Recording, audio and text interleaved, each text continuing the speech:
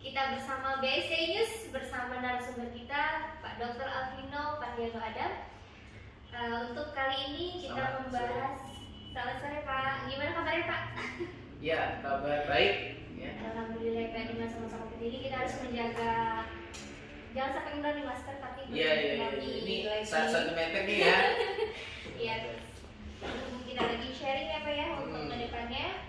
Jadi gimana Pak untuk kedepannya Bapak sedang ada proyek apa dan apa yang Bapak lakukan untuk si COVID ini? Katanya sih saya dengar-dengar info dari PT Bandung Scientific Technical Indonesia sedang membangun lab molekuler nih Pak, biologi molekuler. Nah, sudah sampai tahap mana dan apa saja persiapannya dan sudah sampai mana? Nah, untuk para fakultas kedokteran, rumah sakit dan lain-lain bisa menyimak penjelasan dari Pak Alvino untuk pembangunan dan pembuatan lab biologi molekuler ini. Silakan Pak Alvino, saya persilakan. Ya, terima kasih Mbak Dede dari BSTI News. Ya. Jadi PT BSTI memang sedang membangun lab biologi molekuler sendiri di Cempaka Putih. Ya. Dan kita punya klinik BSTI di Cempaka Putih. Di lantai 3-nya kita membangun lab biologi molekuler. Nah, nanti bisa digunakan untuk pemeriksaan PCR. Ya, itu nanti tahap lanjutnya. Tahap pertama adalah pembangunan lab biologi molekulernya dahulu. Nah, kita mulai tanggal 21 Desember sampai 26 Desember, kemudian break libur akhir tahun. Kemudian kita mulai lagi hari ini 4 Januari 2021, berarti baru hari ke-7. Jadi hari pertama itu kita membongkar ruko ya yang tadi kondisinya buat kantor ya. Kita bongkar. Kemudian tahap pertama adalah kita harus memikirkan lantai yang akan digunakan untuk lab.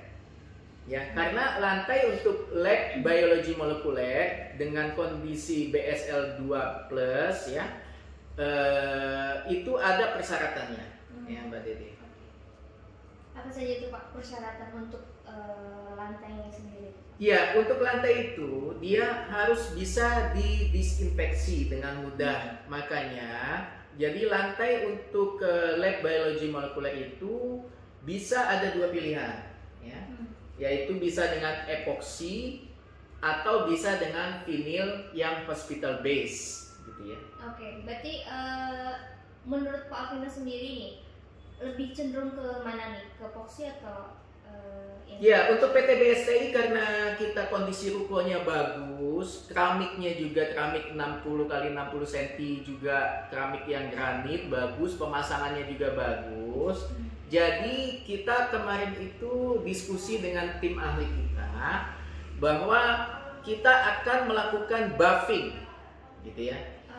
Buffing itu artinya dengan menggunakan alat trowel yang kalau kita lihat di mall-mall itu ada pembersihan lantai mall ya, itu trowel. Nah, cuma di bawahnya itu dikasih segmen.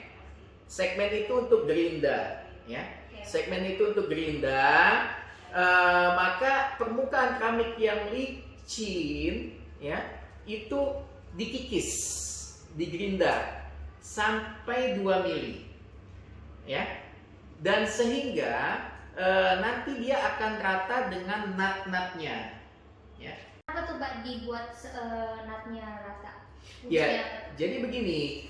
Jadi memang kita memutuskan untuk memakai vinil yang hospital base daripada epoksi. Oke, pilihan yang tadi itu yang lebih mengarah ke. Ya, karena kalau epoksi itu pertama, ya perawatannya itu lebih susah, ya. Perawatannya lebih susah, terus juga kalau kena seperti ini ya, ada benda-benda logam ya. Nah, tuh kan. Nah, itu vinil epoksi bisa mudah baret. Oke. Nah, problemnya kalau epoksi itu baret ya, kemudian kelupas, maka itu harus diganti semua. Nah, itu kendalanya di epoksi yang sudah kita pelajari. Ya, ini kita sharing ya, kita sharing supaya Fakultas Kedokteran, institusi pendidikan kesehatan yang mau membangun lab ya harus diperhatikan mau epoksi atau mau vinil ya. Kalau kita lebih milih vinil, tapi ada lab-lab lain lebih suka epoksi ya. Tapi kita lebih pilih vinil karena biaya perawatannya lebih murah, perawatannya juga lebih mudah ya. Penggantiannya pun jika suatu saat diperlukan juga mudah ya. Oh, jadi kalau misalkan nanti ada kerusakan hanya di daerah itu saja atau harus semua? Iya, Pergantian. ya pergantian vinil itu lebih mudah daripada epoksi ya, gitu. Karena seperti itu ya, yang disampaikan oleh tim ahli kita. Nah, kemudian kenapa natnya kita ratakan? Ya? Karena kalau nanti ditempel vinil, kalau natnya nggak rata kelihatan dong. Ya, jadi jejak-jejak nat itu akan kelihatan di vinil. Oke, makanya ya kan? diratakan. Iya, jadi diratakan. Jadi vinilnya betul-betul mulus permukaannya, tidak membentuk garis-garis nat keramik itu. Dan yang kita lakukan juga ya, Mbak Dede, itu natnya itu kita potong. Ya, nanti ada videonya, ya, kita sisipkan. Itu natnya kita potong dulu. Nah, kemudian kita isi dengan resin. Kita isi dengan resin, kemudian di buffing lagi, digerinda lagi. Jadi itu natnya itu sudah menyatu dengan keramik dan itu sudah seperti marmer yang halus. Bukan halus, maksudnya marmer yang rata, ya. Karena apa? Karena nanti pada saat pemasangan vinil kan itu pakai lem. Nah, makanya keramik yang licin itu kita buffing supaya dia jadi keset, gitu. Keset tapi halus, ya. Beda dengan keramik sebelumnya. Kalau keramik sebelumnya halus tapi licin, ya. Jadi beda. Halus rata keset dengan halus licin itu beda. Ya. Itu yang sudah kita lakukan. Kemudian dindingnya. Dindingnya itu juga supaya mudah disinfeksi, maka harus menggunakan bahan yang namanya sandwich panel. Nah, ini khusus. Ya, sandwich panel itu biasanya dipakai di rumah sakit, ya, di ruang operasi, ya. Itu yang biasa dipakai di MOT, ya, modular operating theater, ya. Itu kita pakai sandwich panel. Ya, sehingga nanti proses untuk disinfeksinya itu lebih mudah ya.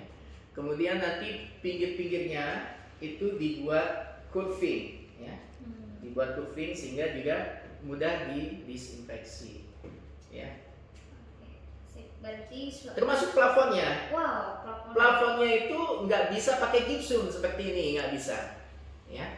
Jadi plafonnya itu nanti sandwich panel juga.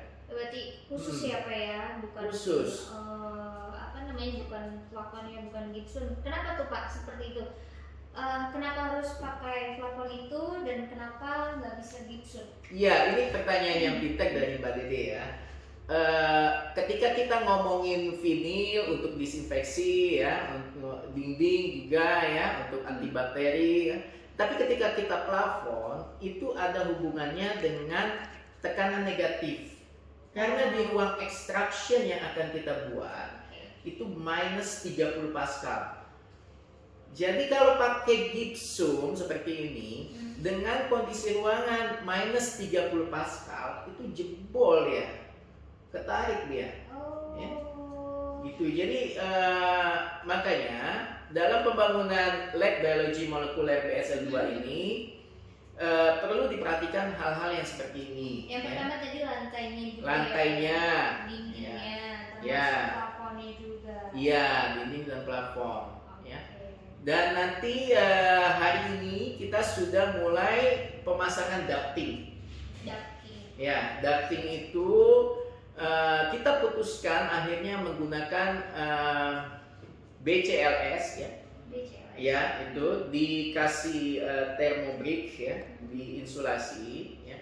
Itu nanti untuk udara masuk bersih ya, fresh air ya, dan kemudian untuk exhaust yang minus 30 Pascal itu. Nah, kenapa kita perlu fresh air? Karena dibayangkan saja ruangan dengan minus 30 Pascal, ya, berarti udara tersedot semua. Ya. Nah kalau nggak ada yang masuk, nanti kekurangan oksigen. Nah jadi makanya ada suplai udara masuk, udara bersih yang sudah dikontrol dengan unit HVAC, ya, heating, ventilating, air conditioning unit, ya, HVAC. Jadi nanti pada saat udara itu intake itu diambil, ya, sebelum masuk itu sudah diproses dengan heating, sehingga kelembabannya kita buat antara 50 sampai 60%. Baru dia masuk. Karena di ruangan extraction ini karena infectious, jadi jangan sampai udaranya lembab, maksimal 60%. Nah, karena dia masuk, ya, maka suhu di ruangan extraction juga harus diatur. Oh, jadi ada pengaturan suhu tertentu untuk Ya. melakukan suatu lab itu ya Pak ya? Iya. Karena apa? Karena kalau di ruang extraction itu suhunya terlalu dingin. Nah, kalau suhu terlalu dingin maka kelembaban akan naik. Nah, ini yang juga tidak boleh. Jadi ada pengaturan-pengaturan, ya, yang kalau dilakukan secara manual itu sangat sulit.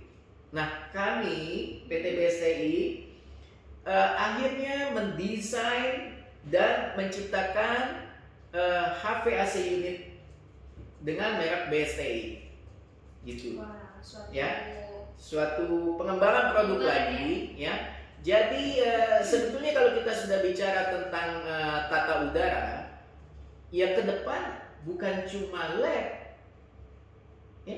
Katakanlah ruangan-ruangan yang tertutup, contohnya apa? Contohnya bioskop. Ya. Sebetulnya kalau bioskop itu tata udaranya kita kelola, ya, ada intake masuk dan ada exhaust keluar, itu insya Allah aman nonton di bioskop pada masa pandemi COVID. Ya, apalagi nanti exhaustnya itu juga pakai HEPA filter, udara masuknya pakai HEPA filter, ya.